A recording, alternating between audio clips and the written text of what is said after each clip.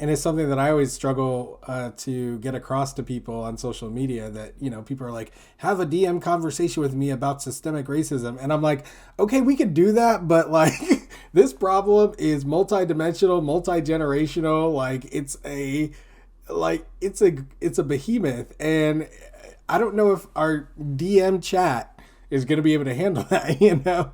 That's why I created the space for it. But in terms of what you just talked about, the only thing I'm going to say about it, I could say a lot, but the only thing I'm going to say about it is this last part. And I have a question about, I have one question, one comment. So the comment is about the ripple effect of gun violence that you talked about.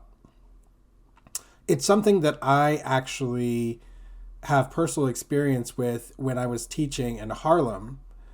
And a lot of my students were having experiences with law enforcement, and just through communicating with them about that and learning more about their communities that they lived in, I found out, that many of them did have experience with gun violence or people around them.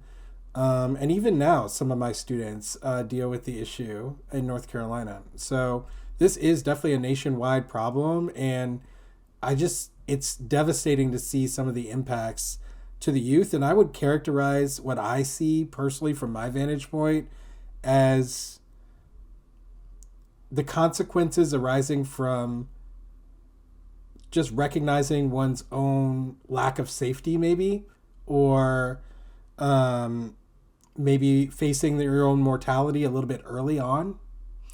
And, I think that it can really mess up your mental health, experiencing that in either regard. And I kind of like, that's what I trace it back to when I'm speaking to a lot of these students.